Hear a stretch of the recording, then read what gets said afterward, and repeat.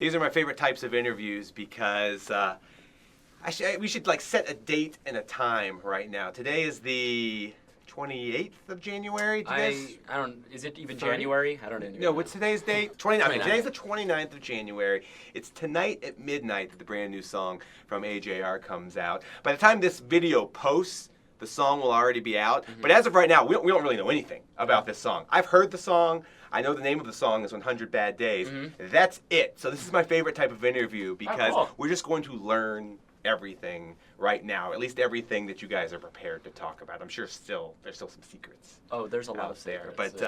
But let's get into it. Again, brand new song, 100 Bad Days. Mm-hmm. I've heard it. I know what I think it's about. Mm-hmm. I feel like art's a very subjective thing, and I'm sure it could mean many different things to many different people. Is it about something for you guys? Is there a meaning? Is there a message you were trying to get across? Absolutely. I think it... Did you want to go? Oh, I think this is the first time we're talking about the song. So we're very unprofessional. Do you want to speak? I'll go. I mean, I'll start it off. I think this is probably the most, personal, frequently personal topic we've written about, especially for a single. I think so basically, the song's called 100 Bad Days, and the basic concept is 100 bad days makes 100 good stories. Yeah. 100 good stories makes me interesting at parties. So that's the basic line. And that's something that we think about literally on a daily basis. If anything bad happens to us, the mindset we have, or we're trying to have is, wow, this is going to be a great story to tell to people. We were thinking about, like the phrase, what doesn't kill you makes you stronger. Yeah. That's not always true. Mm-hmm. That's a fun thing to think, but it's not really always true. Yeah. But what is true is what doesn't kill you always makes you more interesting to everybody else and gives you great stories. And so we're like, let's look at a more realistic way, kind of an AJR-ish way to think about all these rejections and failures that we've had as a band and as people. Yeah, and that's the message that I got as well. It's like overcoming adversity. Mm-hmm. Life is really kind of worth living after you've gone through, we can beat this, right? If you've gone through the and you realize how, after things have been bad, how good things can absolutely be. Right. Is this based on any kind of one experience that the band has had, or is this just kind of a number of trials and tribulations as you've gotten to the point that you're at? I think in the verses, the stories are actually all biographic. The broken thumb, like in the first verse. Remember when we all got drunk, we ended up with 2 broke thumbs. Uh-huh. That's actually his girlfriend broke her thumb. Yeah, that's my girlfriend. We all got pretty drunk, and she ended up breaking her thumb. Oh, no. And then it was terrible, and then we tell everyone the story, and they have a huge smile on their face, and it's a really funny story. Yeah. So and then there's stuff about the band where, because obviously we've been a band for 13 years, most of those 13 years have been just rejections and failures and us playing for nobody, and now it's really fun to tell everybody about it. Of course, yeah. Well, I was going to say, let's talk about that a little bit, because clearly there was a level of success that you guys got with the last album, Click. Right, yeah. As you went to the process of making new music and writing new songs, how much of that, if at all, was in your head? A lot. Yeah. There was okay. Oh yeah, absolutely. It's so intimidating to have success. Really, it's really great, but it's also really scary. And I use this metaphor. I think it's kind of like, let's say you have 5 friends in front of you, and you tell a joke or you do an impersonation, and they think it's hilarious. They all go grab another friend. So now you have 10 people, and they say, do the exact same impersonation the exact same way. Yeah. And that's really, really scary. Totally. So that's exactly what having success is in music. So the entire time we're writing, it's just us doing it. We're thinking, what if we don't deliver? What if we don't? So that's a very scary thought to have, The other thing is bands generally have some questions about what their fans liked about them. Yeah. And after bands have a tremendous amount of success, they kind of have to go back and see, okay, what did the fans grab onto in the music, and how can I replicate that in the next album, but at the same time show a little bit of growth. So it's kind of a struggle to hear what our fans are saying, and there are only so many places where we can hear our fans, whether it's on social media or how they're reacting live at shows, but kind of taking all of that into account when kind of trying to take the next step forward.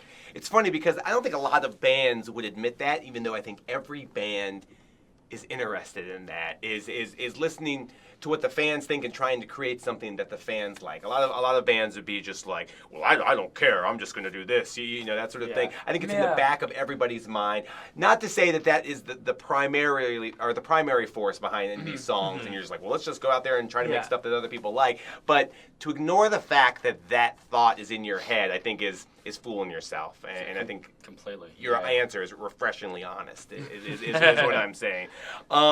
So when did this process start? When you start writing new music, and where? Like, we want to know all those details. Sure. Yeah. So Ryan and I decided to go back to school at Columbia part-time right before we started writing the album. And the reason we did this, it was a couple reasons. One was to go learn and have a bit of a distraction from the music, to learn about something else. And then the much more real reason was to go and kind of observe what our friends were doing, because we took such a break. We were touring the Click. We weren't spending any time with friends. So we said, let's see what they're up to.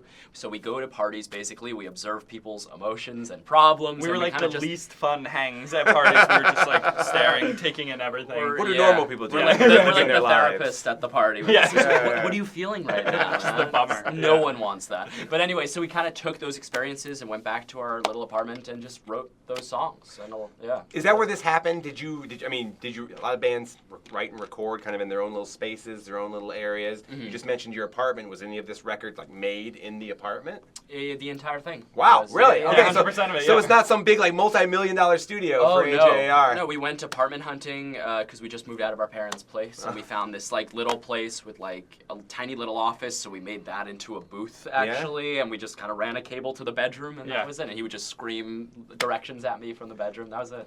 Did it ever occur to you as you were in that small apartment, like we are right now in the process of making songs, that we know at some point, probably in the near future, that they're going to be sung in front of thousands, if not can't really tens of think like thousands? that. It's so I know hard you to think like can't, that. but I'm Yeah, sure that you did. We want to. Yeah, whenever anyone's imagining us writing, it's like, you guys just knocked songs out. Boom, another one, let's go. There was a lot of times where I was in the booth just like gritting my teeth in frustration. It's a very emotionally taxing process, I think, to write an album.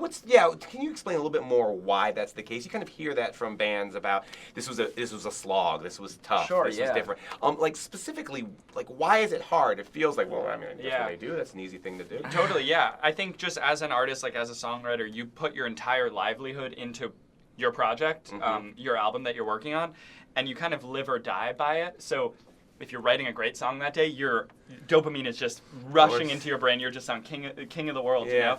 And if it's not going well, and if you have writer's block, it's hard to do anything else. You just feel kind of like a blob, and you feel lethargic, and you don't want to do anything until you've solved that writer's block. So I think that kind of psyche gets into artists' heads a lot, and it's like, I am my album, so if my album isn't doing well, I'm not doing well. Gotcha. Speaking of an album, so is there a done album? Is it finished? Yeah, the album is 100% done. Cool. Can we say how many songs?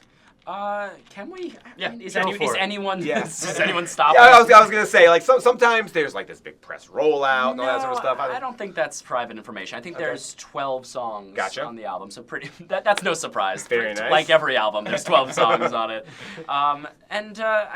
I don't know. We tried to create a sound that people haven't really heard before from us, or hopefully from anyone, because that's what we have fun doing. Really, we love listening to music that we've never heard before and sounds that we've never heard before, so we can sort of emulate that. That's super fun for us. How do you felt like you grew as songwriters? Anything that you're just like, man, I'm really happy that we're able to do this well now? We've grown like sideways as songwriters. It's so interesting. Wait, elaborate. What do you mean? That's like me as an interviewer. I know exactly what you mean. But you're growing physically. So. Yeah. Exactly. What's that supposed to be? We'll talk about it. No. Yeah. I mean that. I don't know if we've gotten better or we've gotten worse. I think we've honestly just gotten different. Yeah. The vibes of the songs are different. The Click had a very specific vibe to it, in that each song was about something extremely specific, not really all emotional and not really all kind of right down the middle. And I think we got a little bit more emotional for this album, because I think that touring a record, a successful record, really takes a lot out of you emotionally, and you get exhausted. And I think we kind of just channeled all that into songwriting, and that just felt really natural to us. And that's how a lot of other songwriters operate emotionally. Yeah. So we kind of joined the ranks of like those kinds of people. So we just became different songwriters. Yeah. Do you play like video games at all? I don't play video games a ton. No. You may get the analogy. Sure. Okay. Yeah. So you know how in like 2006 there was like the Wii Mario Kart that was like kind of 2D and kind of pixelated? Of course. Yeah. And now there's like the Nintendo Switch where it's actually more three-dimensional and you see a lot more detail. Sure. We kind of thought about that a lot, of like, let's make this new album the Nintendo Switch. If the Click was the Wii, where it was like, here's a song about being weak. Here's a song about not being famous, where it was like you can kind of describe the song in one sentence. Uh-huh. Let's make every song on this album. You actually kind of need to have a conversation about it. It's a little bit more three-dimensional. Yeah. It's Yeah. great. That's a good You like analogy. that? Yeah, I like it for Okay. sure. Is there a name for the album? Can we say that? We can't say the name. Okay. yet. See, I knew there was going to be some It's secret. called 12 Song Album. Yeah, from AJR. Get excited. How about a timetable? I assume 2019. Oh, We know definitely kind of 2019. Roughly around when? First half of 2019. Okay, cool. That would be so sad if we were starting to promote it and it would come out in 2020. Bands do that now, though. Do they Bands really? will they'll just do like a single here, Right, and right. then they'll do a single Yeah. in 6 months, and then maybe an album in 2 years. The So- thing about this Oh, album boy. is it's meant to be listened to as an album. Okay, great. So, like, yes, we're going to put out some singles along the way, but Mm-hmm. our goal is for people to listen to it from start to finish. And you'll see from the titles of the tracks and what they sound like, it's really trying to tell one cohesive story. Any corporate bozo that tries to tell you that that's not how people listen to music these days, and that's what you tell them, again, beep that the right off. Right, yeah. You know, absolutely. It's so nice and refreshing to hear the fact that there is going to be an entire album, an entire story that kind of does it like weave in and out together? Does it tell?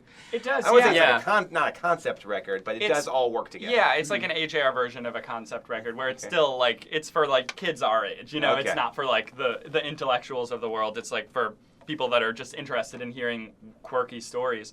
But we think I think a lot about what you said, that like the record label guys, nobody listens to albums all the way through. Sure. And we think about like I think that's just because like the wrong albums are being made mostly in 2019. Yeah. Most of the albums that they're talking about are the SoundCloud rap albums where it's like every song is like 2 minutes or 1 minute or whatever, and you don't really have a reason to listen to the whole thing because you know the single and then the rest is kind of background Yeah. music. We're thinking, what about if we did the opposite? What about if we made an album that was so rich and detailed that you felt like I kind of have to listen to this whole album? I don't know if we accomplished it. We'll see. But I like Yeah, that. that's It's the sort of goal. like applying the Netflix way of doing things to music, in that if you have a piece of art and it's a certain length, that's just what it's going to be. In the Netflix world, if you want to make a show and it's 6 episodes, that's how long it's going to be. Right. And if you guys have 12 songs and that's the statement you want to make and the piece of art that you want to put out, then good. I'm absolutely glad that you want to do that. Some people just have one song that they want to put out, and that's fine too. So Yeah. I think it's cool. Drake Oh, has thank like you. 40 songs. on Yeah, Spotify. yeah. Right, yeah. He does a pretty good job. Yeah. If you get nothing else from this interview, Drake does a good job. Right, yeah, that's right. Is there anything that you can talk about that we haven't quite hit on about this project? Anything you're just like, man, when we start talking about this new record, I really think people should know this. There's like a million things, Yeah. but like I'm just gonna ruin everything. Yeah, well, Yeah. something we thought about a lot while we were making this album is that we kind of wanted the album and the tour that we're eventually going to announce to be one thing. This sound like you haven't heard the album, so it sounds like so pretentious, like Yeah. we're building it up. But Yeah, they'll get the idea. so we wanted kind of the album to be like the soundtrack to the Broadway show that is the tour. Cool. And our touring fan base has grown a lot in the last like couple of years, which is very cool to watch. And our fans seem to be really excited to see weird stuff on stage.